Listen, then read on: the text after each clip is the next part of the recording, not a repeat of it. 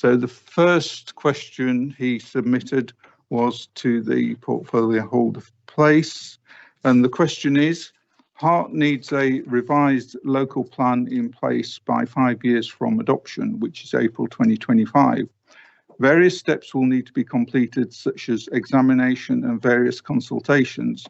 The council will also need to find sites to meet the housing delivery test and make adjustments resulting from new household projections due to be published in 2023.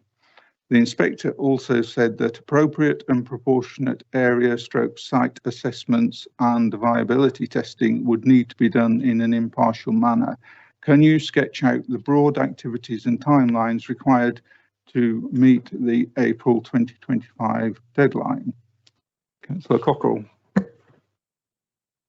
Thank you, Chairman, and thank you in his absence for the question from Mr. Turber. There is a bit of a confusion in the wording that's used by the government in this area, which unfortunately leads to misrepresentations. The law does not require new local plans to be in place within 5 years of adoption, only that a local plan is assessed to see whether it requires updating. The government guidance uses the words assessment and review in a loose manner, leading to the incorrect assumption that we need a new local plan by 2025.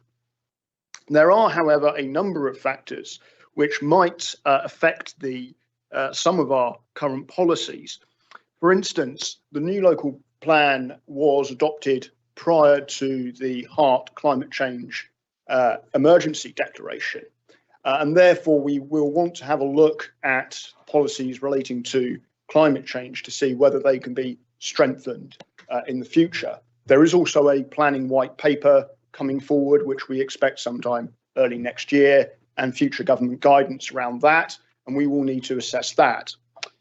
That is why Cabinet has taken the decision to do an assessment throughout next year, the results of which should be due sometime around this time next year, to see which, if any, of our policies need reviewing. Thank you, Chairman.